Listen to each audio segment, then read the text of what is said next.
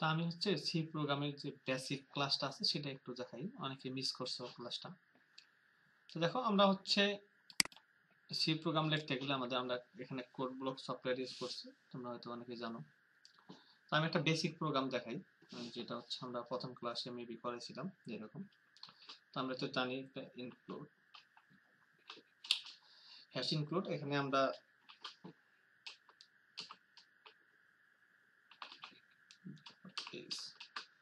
তা standard input output header ফাইলে আমরা এখানে দিয়ে দিব। এটা আমাকে দিতে হবে অবশ্যই, মাস্ট বি, কারণ আমি এই প্রোগ্রামটাতে ইনপুট এবং আউটপুট নিয়ে কাজ করব, স্ক্যানএফ এবং প্রিন্টএফ। তাই এই লাইব্রেরি ফাংশনটার ঘোষণা এখানে এই হেডার ফাইলে আছে, ঘোষণা করা আছে।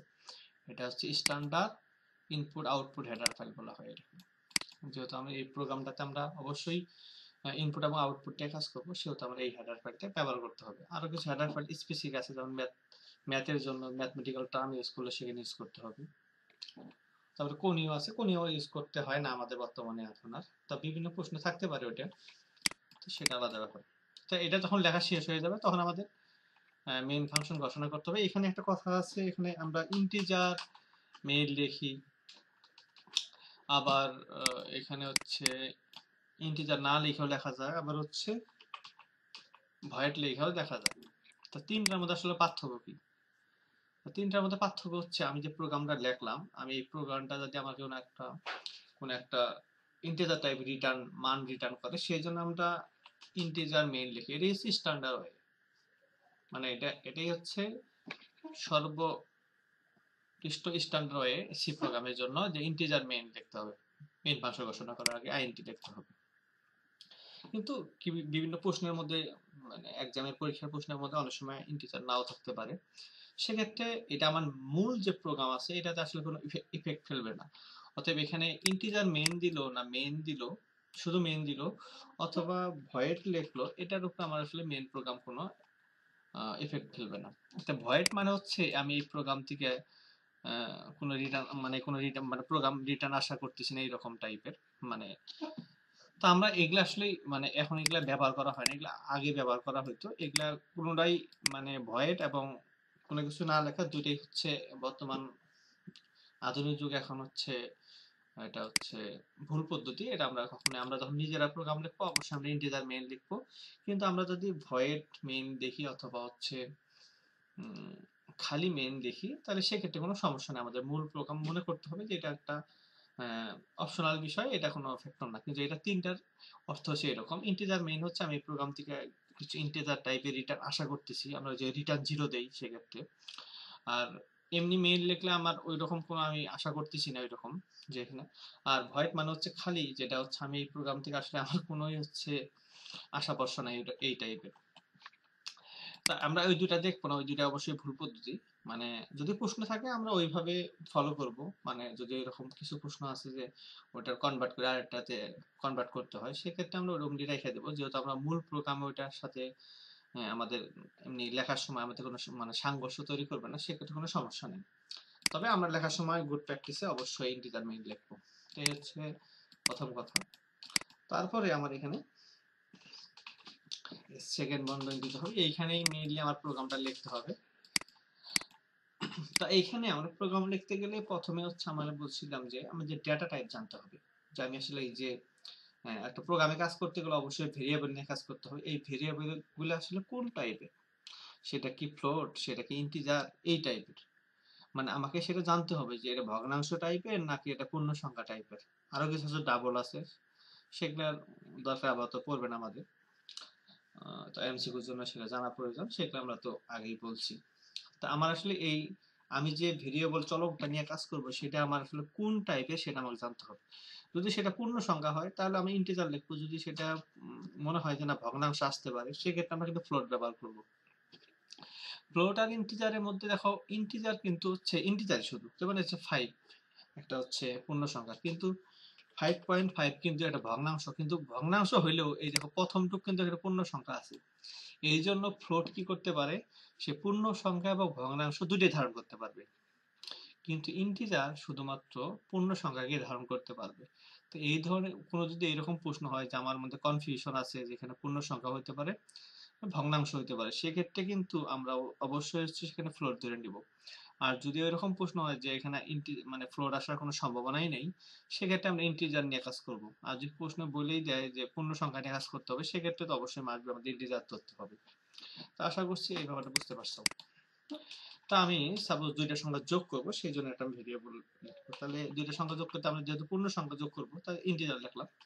তো দুইটা চলক আমরা নিব, এখানে আমরা যে কোনো কিছু নিতে পারি, আমরা চলক ঘোষণা করার নিয়ম অনুযায়ী।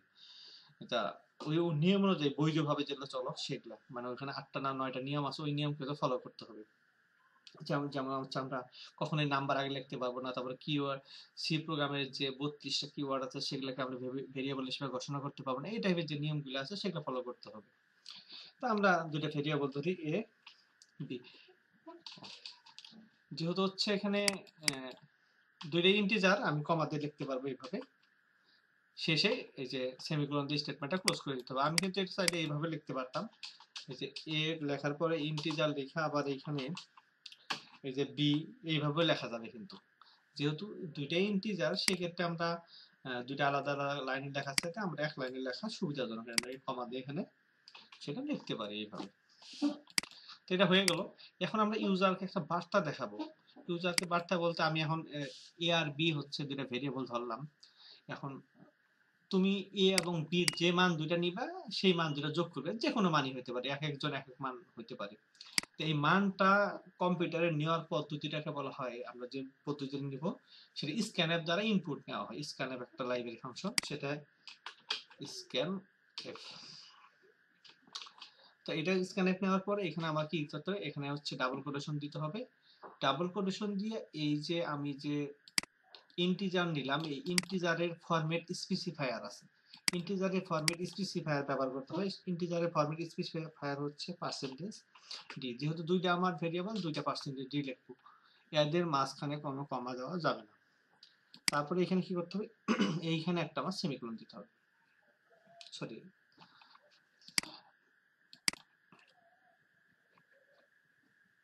তারপরে এইখানে আমার এখানে লিখতে হবে এই ভেরিয়েবল, এটা হচ্ছে এই ভেরিয়েবল স্ক্যানএফ লেখার সময় এই এম্পারসেন্টটা লিখতে হবে। এখানে মেমোরি অ্যাড্রেসকে বোঝানো হয়, তাই এখানে এম্পারসেন্ট এ কমা হচ্ছে এম্পারসেন্ট বি। তাহলে কমাতে কমাতে লিখতে হবে সব, মানে এখানে এই যে এই কোটেশনের পরেই কমাটা দিতে হবে, তারপরে কমা দিয়ে এভাবে লিখতে হবে। তা স্ক্যানএফের সময় শুধু এম্পারসেন্টটা লিখতে হয়। প্রিন্টএফের সময় যদি আমরা কোনো ভেরিয়েবলের থেকে মান আমরা প্রিন্ট করতে চাই, সেক্ষেত্রে শুধু ভেরিয়েবলের নাম লিখলেই হয়, সেক্ষেত্রে কিন্তু এই এম্পারসেন্টটা লেখার দরকার নেই। এটা যখন শেষ হয়ে যাবে, তখন প্রতিটা স্টেটমেন্টের শেষে এই যে সেমিকোলন দিয়ে স্টেটমেন্টটা শেষ করতে হবে। ভালো কথা। এখন আমাদের ইউজারের কাছে আমাদের মানটা নেওয়া কিন্তু শেষ। এখন আমি এই মানটা যোগ করব। তো সাম, ও আমি যে যার কাছে মানটা মানে রাখবো, সেটা রাখার জন্য আমাকে আরেকটা ভেরিয়েবল নিতে হবে, সেটা হচ্ছে এখানে সাম। আমি এসও নিতে পারি, যেটা মন চায় তোমার। তাহলে হচ্ছে এ প্লাস হচ্ছে বি, এই মানটা হয়ে গেল। এখন আমি এই যখন এই আমার এ আর বির মান একজন ইনপুট দিবে, ইউজার যে কোনো মান একটা লিখলো, সেই মানটা এখানে যোগ করবে।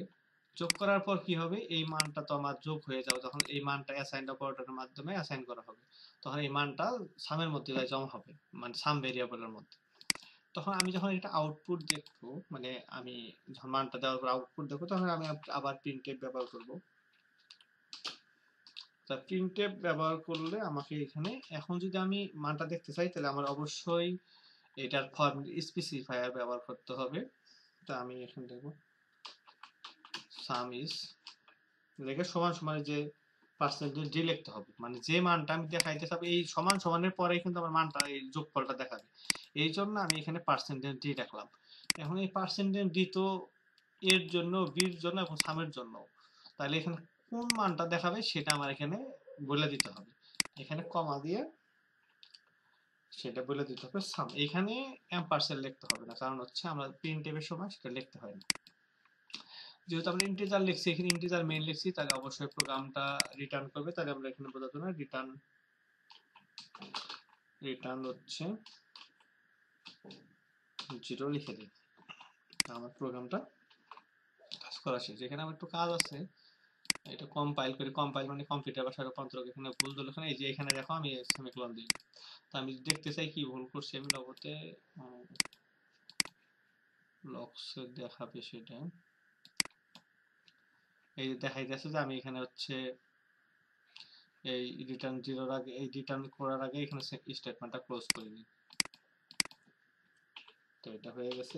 এবার যদি আমি হচ্ছে এটা কম্পাইল করি, সব ঠিকঠাক আছে। আমি এখন প্রোগ্রামটা হচ্ছে রান করব। আমি যে কোনো সংখ্যায়, এখানে একটা কালো বক্স আছে, আমি বুঝতেছি না এখানে, মানে একজন ইউজার বুঝবেই না এখানে কি করতে হবে।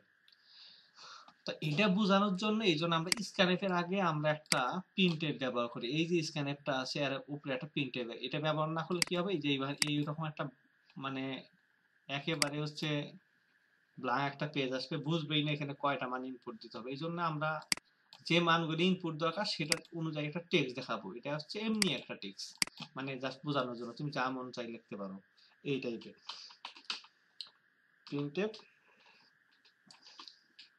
এটা কিন্তু প্রোগ্রামের কোনো অংশ না, জাস্ট খালি ইউজারকে বোঝানোর জন্য। আমরা এখানে লিখতে পারি enter the value of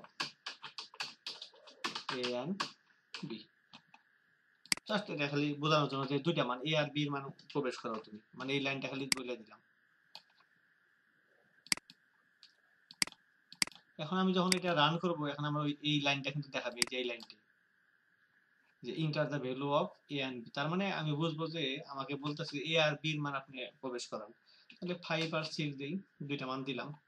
যখন আমি ইন্টার চাপবো তখন এই মানটা স্ক্যানএফ এর মাধ্যমে এই এ এবং বি এর মানটা নিয়ে নিবে, নিয়ে এই সামের মধ্যে রাখবে এবং এই সামটাই প্রিন্ট করবে। এখন দেখো এখানে একটা ব্যাপার, এখানে কিন্তু আমি মান একটা 5 দিছি একটা 6 দিছি। এখন সে মানটা কিভাবে নিবে, এইখানে তুমি যে সিকোয়েন্স অনুযায়ী এটা সাজাইছো মানটা সেই সিকোয়েন্স অনুযায়ী যাবে। মানে প্রথমে মানটা যাবে এর মধ্যে, দ্বিতীয় মানটা যাবে বির মধ্যে। তুমি এটা চেক করতে পারো। তুমি যদি এখানে বিটা এখানে লিখে দাও আগে, এখানে এ লিখে দাও, তাহলে প্রথম যে মানটা ইনপুট দিবা সেটা মানে কার মধ্যে যাবে, সেই মানটা হচ্ছে বির মধ্যে যাবে। আমি টেস্ট করে দেখাই একটা, এটা এমসিকিউর জন্য কিন্তু ইম্পর্টেন্ট। যে এখানে যে আমি এখানে মনে করো এ লিখলাম, এখন তুমি এটা টেস্ট করবা কেমন করে, যে প্রথম মানটা বির মধ্যে, আমরা এই মানটা প্রিন্ট করে দেখতে পারো। সাম প্রিন্ট করে না করে আমরা টেস্ট করবো যে বির মানটা আমরা প্রিন্ট করে দেখাবো, মানে বির যে মানটা দেবো সেই মানটা আমি টেস্ট করে দেখাবো। প্রথম যে এবার মানটা দেবো সেটা কিন্তু বির মধ্যে রাখবে, কারণ আমি এই যে প্রথমটা বি লিখছি। এবার দেখো আমি মনে করি এখানে 11 লিখলাম, এটা কিন্তু এই প্রথম যে মানটা, এটা enter value of A and B লিখছি, কিন্তু প্রথম মানটা কোথায় যাবে, কারণ প্রথম মানটা আমি যে বি লিখে দিচ্ছি, তার মানে প্রথম যে ইনপুট দেবো সেটা বির মধ্যে রাখবে, আর দ্বিতীয় যে ইনপুট দেবো সেটা হচ্ছে এর মধ্যে রাখবে। দেখো আমি কি পিন করে দেখতে চাইছি কি বির মানটা, মানে বির মানটা আসলে সে 11 রাখতেছি কিনা। দেখো এই যে 11 দেখাইতেছে, কারণ এখানে আমি পার্সেন্টেজ দিই তো সবার জন্যই, এই সামের জন্য, এর জন্য, বির জন্য, কিন্তু আমি শুধু বির মানটা দেখবো, এখানে বি লিখে দিছি, এই জন্য সে বির মানটা এখানে দেখাইতেছে। তার মানে তুমি এই যে স্ক্যানএফের মধ্যে যে সিকোয়েন্স বা ধারাবাহিকতা রক্ষা করবা ইনপুট গুলা, সেইভাবে কিন্তু মানগুলা সাজবে, আস্তে আস্তে রাখবে। এখন তুমি এখানে এ লেখছো, এখানে বি লেখছো, কিন্তু প্রথম যে মানটা দিবে সেটাও কিন্তু এর মধ্যেই যাবে। এটা কিন্তু অনেক সময় এমসিকিউর মধ্যে দেয়, এরকম এরকম একটা দিয়ে বললো যে নিচের মানটি কোনটা কোনটা হবে, তুমি এখন হয়তো ভাববা যে এর মান প্রথমেই, কিন্তু না, তোমার স্ক্যানএফের মধ্যে দেখতে হবে। তো তুমি আসলে এই ভেরিয়েবল কোনটা আগে লেখছো, এটা খুবই ইম্পর্টেন্ট। স্ক্যানএফের মধ্যে যে মানটা আগে লেখছো, তোমার ইনপুট দেওয়ার সময় প্রথম মানটা সেখানে যাবে, সেটা বি হোক বা সি হোক বা ডি হোক, সেটা আলাদা ব্যাপার। কিন্তু এই মানটা তুমি মনে মনে ভাবা যাবে না যে প্রথম যে মানটা দিলাম সেটা এর মধ্যে গেল, এর মধ্যে যাবে না, কারণ এটা তুমি পরে লেখছো এই পার্সেন্টেজ ডি এর জন্য, বির জন্য, কিন্তু তুমি এখানে বইলা দিছো যে প্রথম যে পার্সেন্টেজ ডিটা সেটা বির মধ্যে যাবে মান, এবং দ্বিতীয় যে পার্সেন্টেজ ডিটা আছে সেটা হচ্ছে এর মধ্যে যাবে। এই হচ্ছে ফ্যাক্টর একটা, একটা প্রোগ্রাম এটা জানতে হবে, কারণ এটা এমসিকিউর মধ্যে আমার প্রচুর ঝামেলা করবে এরকম টাইপের দিয়ে। অনেক সময় এই টাইপের দিবে। দেখো এটা কিন্তু আমি এই অঙ্কটা সাম করছি, এখানে কিন্তু প্রিন্ট করছে কি বি।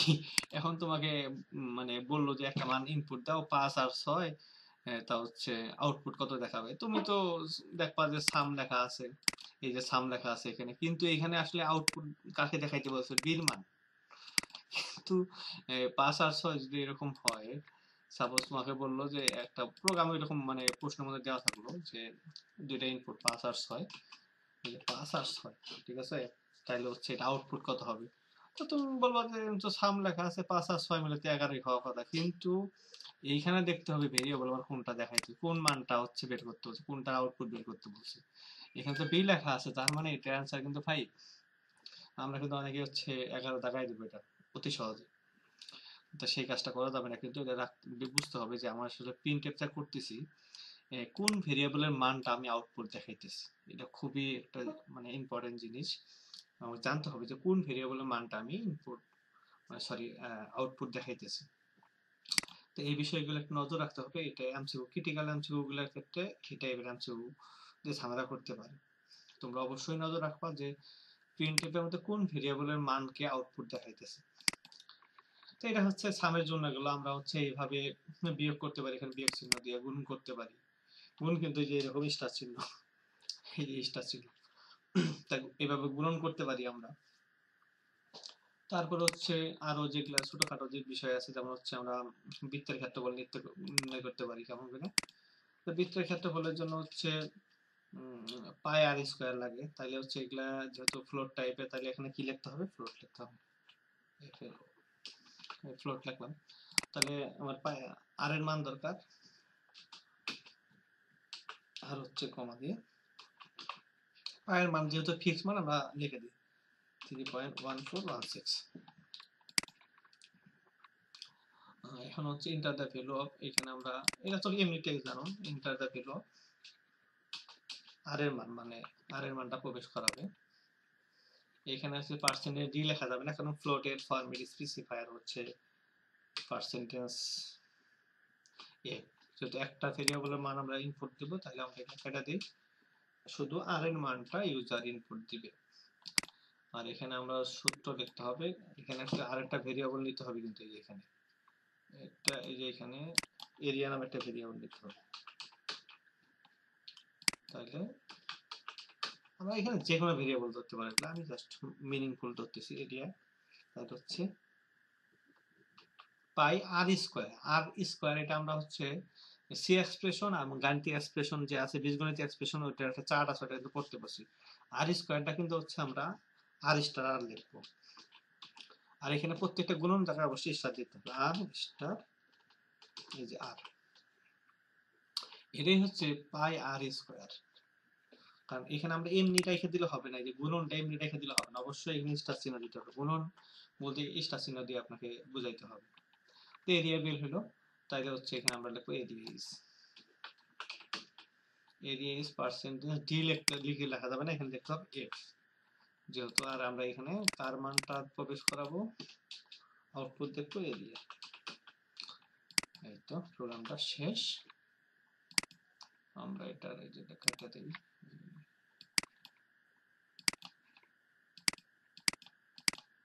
কম্পাইল করি, ভুল নাই।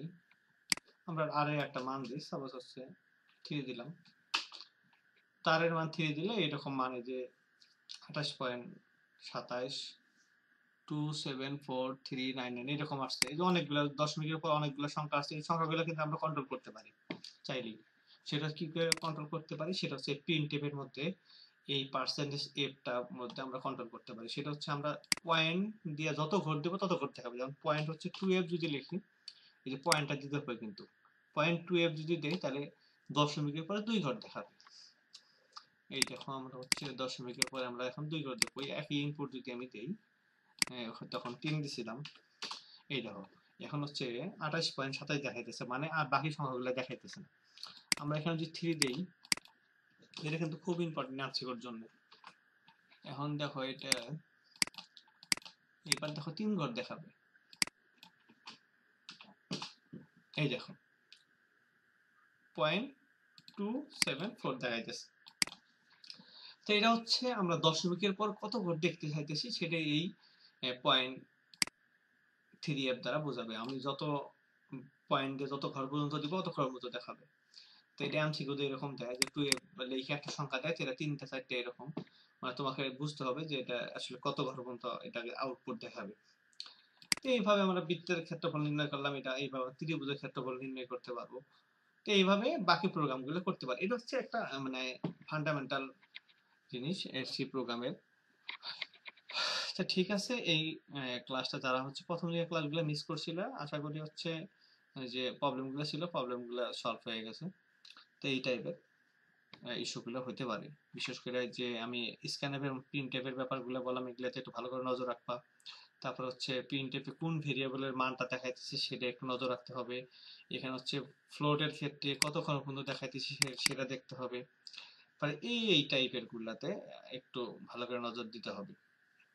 আর এখানে স্টেটমেন্ট গুলো ঠিকমতো ক্লোজ করতেছো কিনা, তুমি যে ডেটা টাইপ নিয়ে কাজ করছো সেটা ফ্লোট না ইন্টিজার, সেটা আসলে ঠিকমতো তুমি ঘোষণা করতেছো কিনা, এগুলা বিষয়। আর এখানে তারিখ আমার সেমিকোলন গুলো ঠিকমতো দিতেছো কিনা, এগুলা সব বিষয়ে একটু কেয়ারফুল থাকতে হবে, যেহেতু হচ্ছে এটা হচ্ছে কেস সেন্সিটিভ একটা প্রোগ্রাম। আর হচ্ছে এখানে হচ্ছে তুমি যদি সিনট্যাক্স ভুল করো তাহলে হচ্ছে তো প্রোগ্রামে হচ্ছে 12টা বাজে যাবে।